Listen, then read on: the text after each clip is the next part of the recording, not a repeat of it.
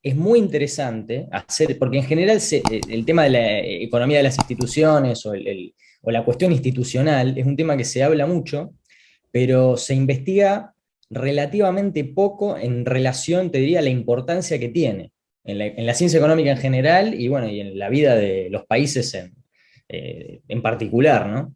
Esto es, La Inquietud con Garrett Edwards. El lugar donde hay más preguntas que certezas.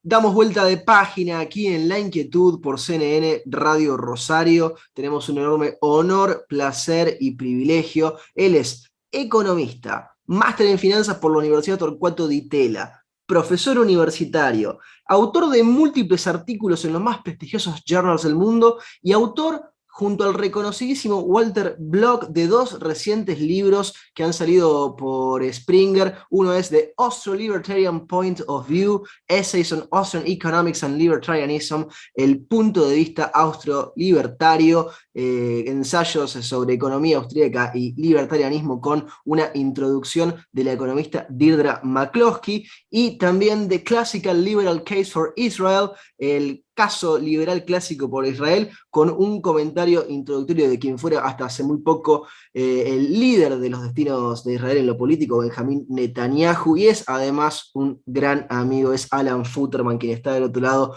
¿Cómo estás, Alan? Garrett te saluda. Muy bien, Garrett, muy bien, y muchísimas gracias por la introducción y por estar conmigo hoy. No, gracias a vos por sumarte para charlar un rato conmigo y con nuestra audiencia. Dos libros muy, muy interesantes que por lo que me contaste en su momento fuera del aire han llevado un proceso de escritura, de edición, algunos con aportes de otros autores, otros que han escrito completamente con Walter Block, que salieron básicamente juntos, han salido al mundo como cuando uno tira la botella y empieza a ver la reacción. Primero, en lo que tiene que ver con el germen, con la idea, ¿cómo fue que se les ocurrió tratar estos dos temas con Block? Bueno, a ver, vamos por partes. Respecto del primer libro, el de The Oslo Libertarian Point of View, es en realidad una colección de papers sobre distintos temas que tienen que ver con economía o con filosofía política, precisamente desde ese punto de vista, del punto de vista austro-libertario. Y el título hace, digamos, una referencia a un libro de Israel Kirzner, The Economic Point of View. Entonces, bueno, jugamos con eso un poco, pero fundamentalmente lo que hace el libro es recopilar estos ensayos, salvo uno, todos los demás han sido publicados. El que no fue publicado anteriormente es uno que tiene que ver con diversos fallos de la Corte Suprema de Estados Unidos y el progresivo incremento del intervencionismo en Estados Unidos a partir de esta legitimación de estos fallos de la Corte, pero todo el resto fue publicado anteriormente y finalmente nos dimos cuenta que teníamos una serie de ensayos que cubrían distintos temas, desde metodología y epistemología hasta microeconomía, macroeconomía, temas específicos, tampoco es que el libro es un manual. Y entonces, bueno, Pero dijimos, casi digo, porque uno ve el índice y tranquilamente podría ser un primer acercamiento para el que nunca vio la economía desde ese lado, desde ese punto de vista, como ustedes lo marcan, para que tenga un pantallazo esencial y después, si quiere profundizar otros temas, lo pueda hacer. totalmente. Sí, sí, eso seguro, eso seguro. Así que bueno, básicamente ese es el caso de este libro. Y respecto del otro libro, la realidad es que es el primer trabajo en el cual empezamos, digamos, a colaborar con Block en el año 2014, un primer paper que buscaba de alguna forma refutar la visión que tenía Murray Rothbard sobre Israel, eh, que quedó materializada en un paper de él del año 67 que se llama War Guilt in the Middle East. Entonces, bueno, Bloch siempre había querido tratar de refutar ese paper, pero él decía que necesitaba a alguien que pueda orientarlo más respecto de los hechos históricos. Entonces, bueno, a través de una persona en común me puso en contacto y bueno, de esa forma empezamos a trabajar juntos en eso. Y después hubo otros ensayos y artículos sobre el mismo tema, hasta que finalmente, debe haber sido hace como 3 años, una cosa así, un editor de Palgrave Macmillan con el cual estábamos en contacto los dos, Sí. nos sugiere en realidad y nos dice, miren, ¿por qué no hacen un libro de esto? Entonces, bueno, dijimos, ok, vamos a ponernos a trabajar en eso, y la diferencia del libro con respecto al paper anterior y a los trabajos anteriores era que nosotros no teníamos que contestar a alguien, sino que teníamos que construir, Claro, ¿viste?, plantearse un una defensa. caso, Claro, exactamente, como lo dice el título. exactamente. Tal cual, o sea, una visión positiva del tema y no tanto de decir, bueno, voy a tratar de responder a estas cuestiones, ¿no? Muy interesante ahí, Alan, lo que nos marcabas. Respecto del punto de vista austro-libertario, que tiene ese capítulo que vos decías es novedad, el que tiene que ver con el derecho, es una visión muy interesante que no siempre se ha profundizado, por lo menos en lo que es la literatura mainstream, ¿no? Esa idea de que Estados Unidos tuvo un momento de auge y de crecimiento, quizá no tan sostenido por lo económico, sino más bien por las medidas con efecto económico de la Corte Suprema, y luego a lo largo de todo el siglo XX, cómo eso se ha ido perdiendo con otras medidas nuevamente de la Corte que han terminado afectando las libertades de todo tipo, ¿no? 100%, sí, 100%. Y de hecho es muy interesante hacer, porque en general el tema de la economía de las instituciones o la cuestión institucional es un tema que se habla mucho, pero se investiga relativamente poco en relación, te diría, a la importancia que tiene en la ciencia económica en general y, bueno, y en la vida de los países en particular, ¿no?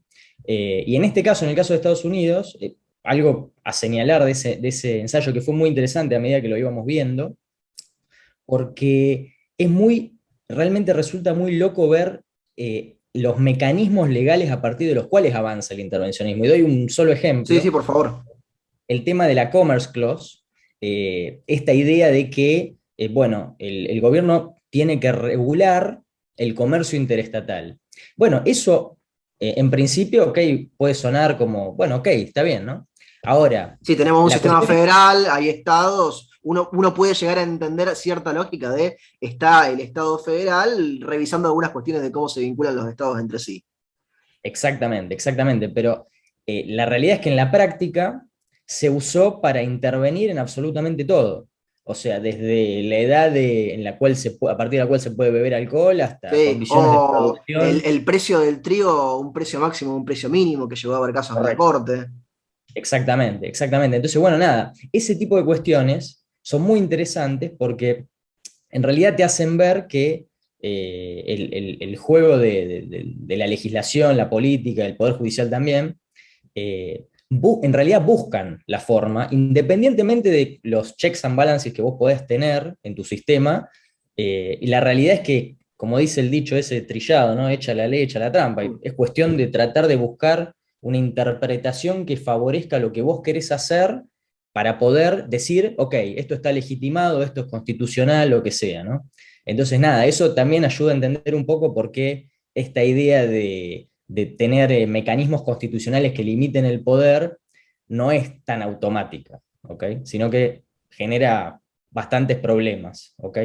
Alan, cuando se pusieron con Walter a trabajar y a ir armando los capítulos de este libro, a ir repasando lo que habían escrito con anterioridad, ¿hubo alguna cuestión que a lo mejor habían analizado hace muchos años y que les sorprendió volver a tratarla, que les sorprendió quizá porque se había mantenido igual en todo ese tiempo o porque había tenido un cambio importante entre la primera vez que habían investigado el tema y la actualidad? Bueno, mira, la verdad que sí, porque para hacer o sea, para hacer esta recopilación, nosotros editamos cada uno de los ensayos, y la verdad es que hay muchos ensayos que releyéndolos nos hizo reformular muchas cosas, eliminar otras. Y te voy a decir una cuestión que a veces no se menciona mucho desde el punto de vista de la escuela austríaca, pero la realidad es que es una visión positiva, o sea, el libertarianismo es normativo, ¿ok? Entonces hay un montón de cuestiones que caben como posibilidad dentro del esquema del análisis austríaco y que con frecuencia se lo pasa por arriba porque hay una mezcla muy fuerte entre quien en general es favorable a la escuela austríaca y al mismo tiempo es el libertario, ¿no? Pero no necesariamente se tiene que mezclar. Entonces te doy un ejemplo. Eh, la escuela austríaca, o sea, la visión austríaca, incluso para Murray Rothbard, puede contemplar la existencia de curvas de oferta dependiente negativa. O, por ejemplo, que el salario mínimo pueda llegar a funcionar, las leyes del salario mínimo, puedan llegar a funcionar en determinados mercados. Mm. ¿Ok? Y así sucesivamente yo podría continuar diciéndote. Ahora, ¿qué pasa? Este tipo de cosas que son estrictamente teóricas, en general, se pasan por arriba. Y al mismo tiempo hay un tema en particular que tiene que ver con lo que vos mencionás, que es que a veces uno, para presentar el enfoque austríaco, como que a veces uno termina exagerando la diferencia entre el enfoque austríaco y, por ejemplo, la economía neoclásica, o lo Sí. que comúnmente se llama el mainstream, ¿ok? Entonces, particularmente hay un capítulo que tiene que ver con el enfoque de la elección del consumidor, desde el punto de vista de la economía neoclásica y desde el punto de vista austríaco, y la realidad es que hay diferencias que son importantes en el fondo, pero la realidad es que no es que el enfoque neoclásico es totalmente irrelevante o que no sirve. O sea, esa visión tan despectiva respecto a otras escuelas de pensamiento no contribuye y la verdad que no ayuda demasiado, si bien uno puede defender una visión particular y bueno, releyendo uno ve. Entonces, hay muchas cosas que modificamos respecto de eso.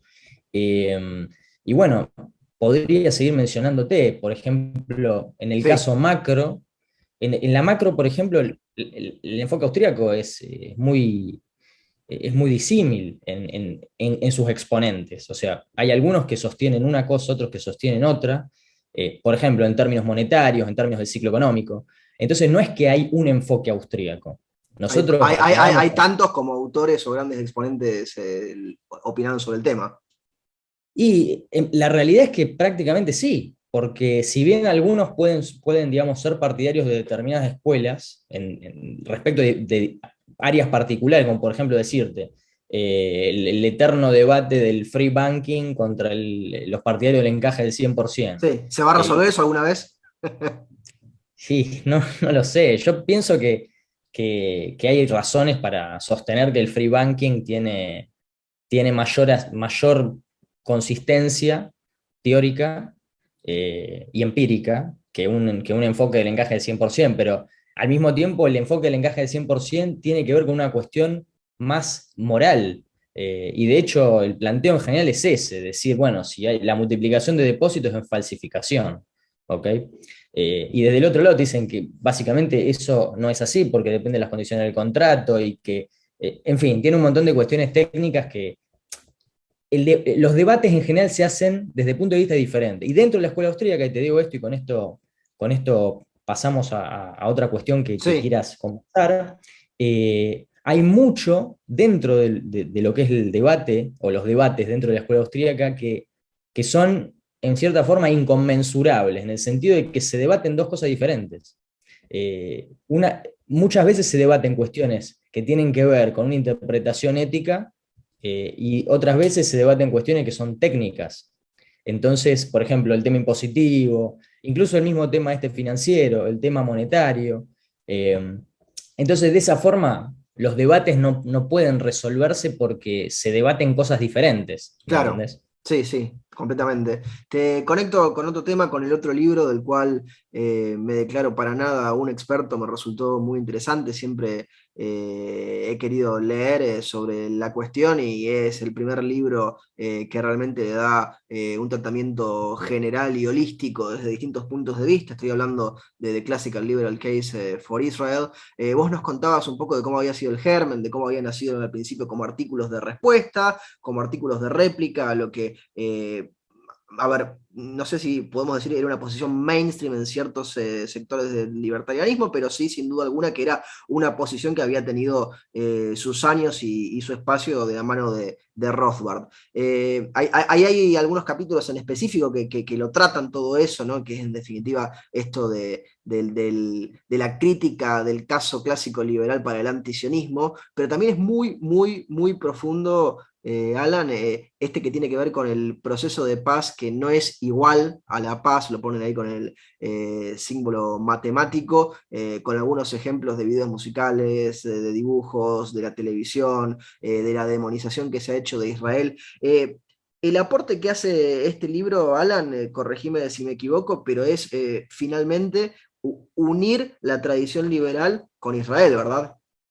Fundamental del libro es que lo que nosotros identificamos como el argumento central en contra de Israel es que Israel está fundado sobre la expropiación y la expulsión masiva, concretamente de árabes palestinos. Ese es el mito fundamental en contra de Israel. Entonces, ¿qué sucede? Cualquier cosa que pueda decirse por encima de eso, por ejemplo, Israel es continuamente atacado con cohetes o con atentados terroristas, es irrelevante en la medida en que viene alguien y te dice, mira, Israel entero es ilegítimo. Hmm. Israel entero es producto de la expoliación y la expropiación y la expulsión. Entonces, la pregunta fundamental es, ¿qué tipo de argumento es ese? Ese es un argumento de derecho de propiedad, en el fondo. Es un argumento de decir, este Estado está fundado sobre el robo. Entonces, lo que hace el libro es hacer un análisis, valga la redundancia, de efectivamente cuál era la propiedad de la tierra, cuál era la propiedad de la tierra y cuál fue el desarrollo que existió de parte de los judíos y de parte de los árabes palestinos y otros, por ejemplo, cristianos, que estaban en la zona a lo largo del tiempo. ¿Ok? Entonces, lo que sucede es que uno cuando analiza los datos y los hechos, cosa que nosotros hacemos desde el punto de vista Sí, de la sí, situación. histórico, jurídico.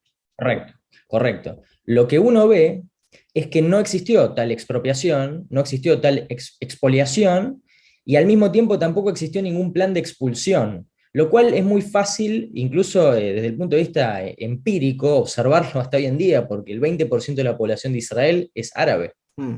y no quieren dejar de ser israelíes. Ese es un punto que en general se omite, y son pacíficos. Entonces la cuestión fundamental es, ¿cómo puede ser?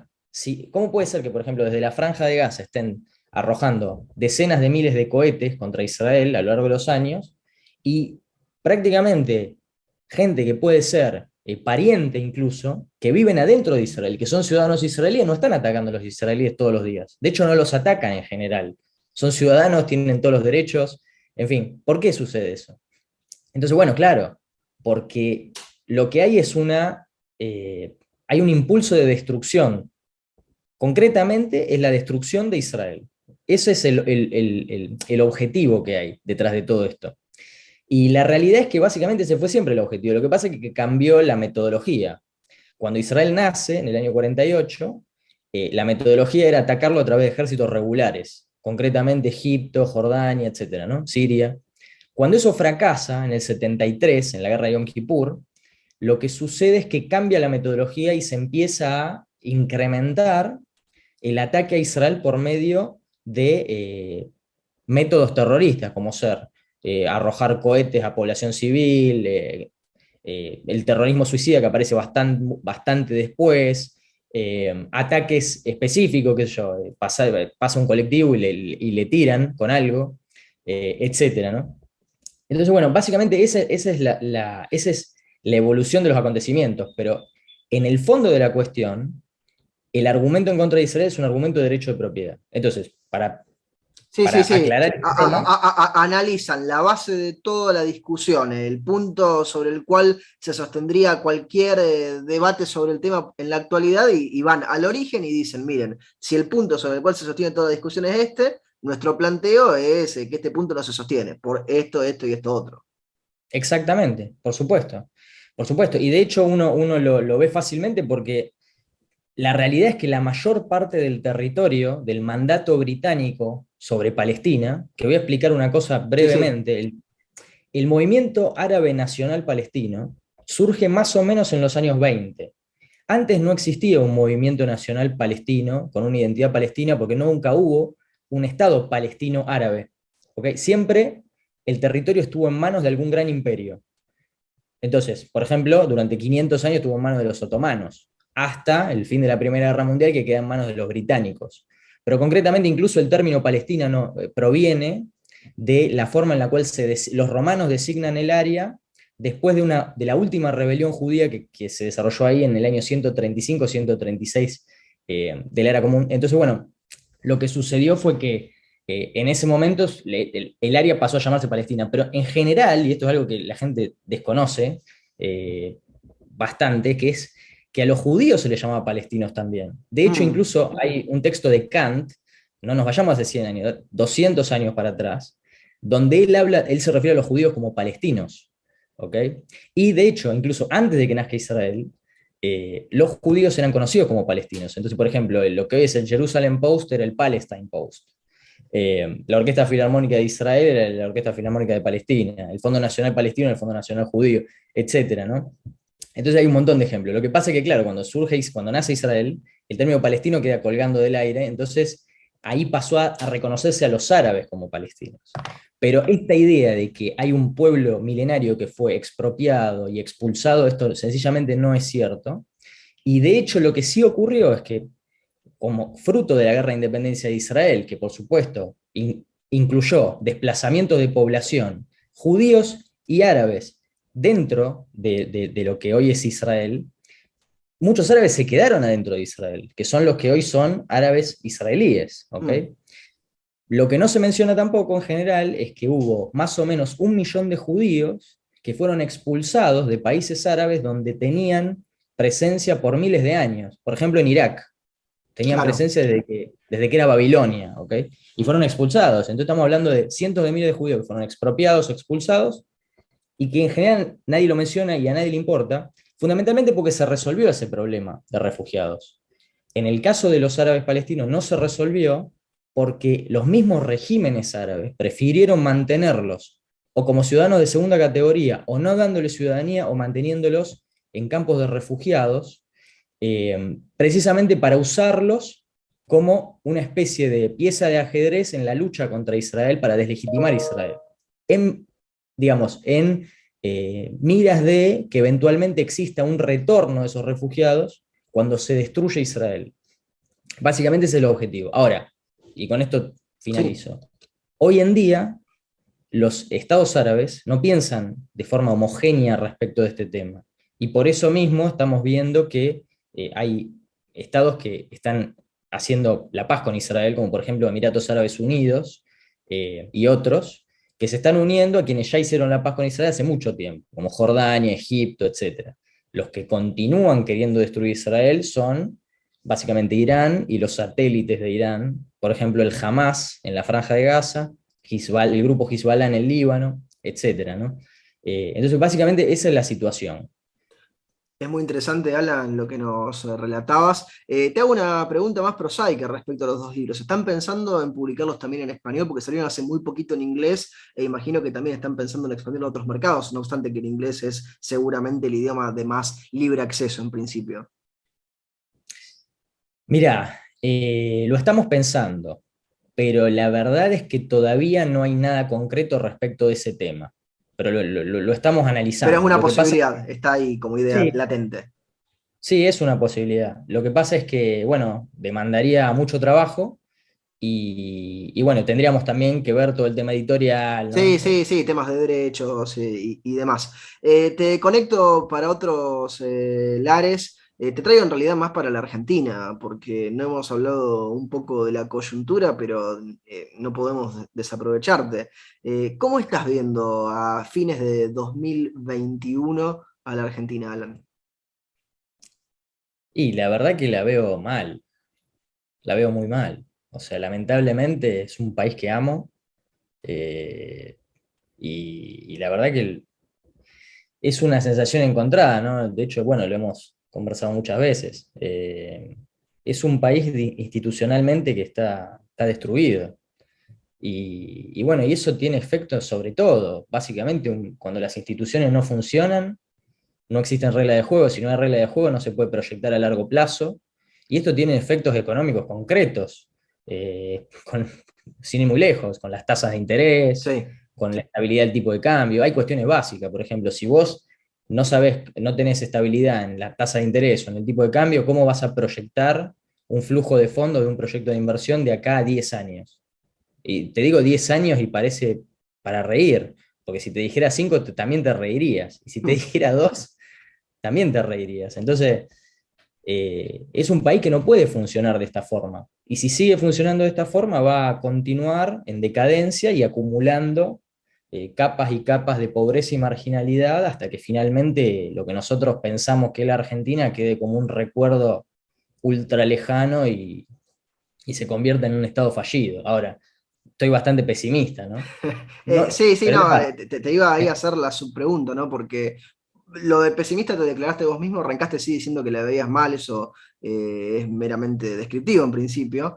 Le podemos poner nombres propios o no, podemos decir los ejemplos, Milei, López Murphy, Spert, ¿te generan algún tipo de optimismo respecto a la posibilidad de que se den otras discusiones en la Argentina? Porque digo, hasta acá vinimos charlando largamente de un importantísimo aporte que has hecho vos, que ha hecho también Walter Block, para las ideas liberales a lo largo y a lo ancho del mundo, con un aporte claramente académico, pero que sirva para la discusión y para el debate público. ¿Cómo ves los movimientos que se van generando en la Argentina con respecto a las ideas liberales? Bueno, no, yo creo que es muy alentador, porque independientemente del efecto que vayan a poder tener, al menos se plantea una alternativa que hasta hace muy poquito no se planteaba, o se daba por descontado que no tenía ningún sentido ni hablarlo. Entonces yo creo que es muy auspicioso eso. No sé qué efecto va a tener, pero volviendo al tema anterior, Sí, te decía, nadie te pide la bola de cristal, no te no, preocupes. no, no, ya sé, pero, pero bueno, me encantaría tenerla, y ver un futuro promisorio, ¿no? Pero, a ver, digo, soy pesimista en base a lo que veo, pero también no soy un historicista, así que creo que todo puede cambiar porque depende o sea, del ser humano tiene libre albedrío y puede cambiar su rumbo. Y la verdad que también siempre digo, y lo menciono cuando charlo con alguien, hay estados y hay regímenes horripilantes Sí, que han caído y esos países se han transformado. Entonces digo, por ejemplo, cayó la Alemania nazi y Alemania se convirtió en lo que es hoy, que es un país pacífico y productivo, etcétera. Entonces, ¿cómo la Argentina no se puede arreglar? La verdad que también hablaría bastante. No podemos decir que Argentina no tiene arreglo, porque si no seríamos demasiado especiales, ¿no? ¿Qué es eso? De no tener arreglo. sería lo contrario del excepcionalismo estadounidense, el excepcionalismo argentino, ¿no? Somos excepcionales para lo malo, plantearían algunos, que no es lo que vos estás diciendo, Sí, obviamente. sí. No, y también creo que hay como una especie en general también hay como una especie digamos, como una especie de masoquismo en decir, sí, somos muy malos, somos lo peor que hay. La realidad es que no somos lo peor que hay, somos malos, pero no somos lo peor que hay, No, ¿ok? no, digo, uno agarra el mapamundi y hay definitivamente cosas peores en la actualidad y las que ha habido antes. Pero 100%, 100%. Lo que pasa que tiene que ver también con esta complejidad de la argentinidad, de que uno se mira como si fuera el centro de las cosas y el punto de referencia de todas las cosas. Y la realidad es que no es así. Pero es una cosa bastante argentina. Pero al mismo tiempo, los argentinos somos muy productivos. Y yo creo que son las instituciones las que nos traban. Y bueno, también las filosofías imperantes, el estatismo, el colectivismo, etcétera, ¿no? Pero pienso que puede cambiar. Ahora, si lo veo, no lo veo, pero creo que sí es muy auspicioso que políticamente al menos esté siendo más rentable presentarse como liberal o plantear alternativas liberales, sin medias tintas, ¿no? Sí, sí, sí, no lo que eran otras épocas que tenían que venir con otros nombres. Alan, te hacemos la última pregunta, se la hacemos absolutamente a todos nuestros entrevistados porque el programa se llama La Inquietud y es un juego de palabras. ¿Qué inquieta a Alan Futerman? Bueno, a ver, ¿qué me inquieta? Te digo lo que no me inquieta. Lo que no me inquieta, o sea, me preocupa, pero no me inquieta el devenir de la economía, el tema de perdurar, porque no tiene ningún sentido, son cosas que están fuera del control de uno, y respecto de perdurar, es algo que no depende de uno y es todo tan frágil que dentro de un tiempo ya todo el mundo se va a olvidar de nosotros y de esta charla y de todo. Lo que sí me inquieta es lo que está en mi control. O sea, me proyecto. Esto es una cosa bien personal, pero la verdad que es así. Yo me proyecto como en un lecho de muerte, ponele, y digo, yo diría que valió la pena, que hice todo lo que podía hacer, y eso es como que medio me atormenta un poco, de decir, de llegar a ese punto y decir, bueno, puedo decir que hice todo lo que quería hacer, que todo lo que hice no lo cambiaría. Entonces eso me inquieta, la verdad, porque no sé, digamos, uno hace las cosas y no sabe cómo van a resultar y si está teniendo el camino correcto, ¿no? Entonces eso la verdad que me inquieta. Así que bueno, veremos. Alan, te agradecemos muchísimo este tiempo que te has tomado para charlar con nosotros y con nuestra audiencia y te mandamos un fuerte, fuerte abrazo. Te mando un gran abrazo, Garrett, y muchísimas gracias. La pasé muy bien. Muchas Gracias a gracias. vos, lo teníamos a Alan Futterman aquí en La Inquietud por CNN Radio Rosario. Esto fue La Inquietud con Garrett Edwards. Síguenos en redes sociales y en www.edwards.com.ar.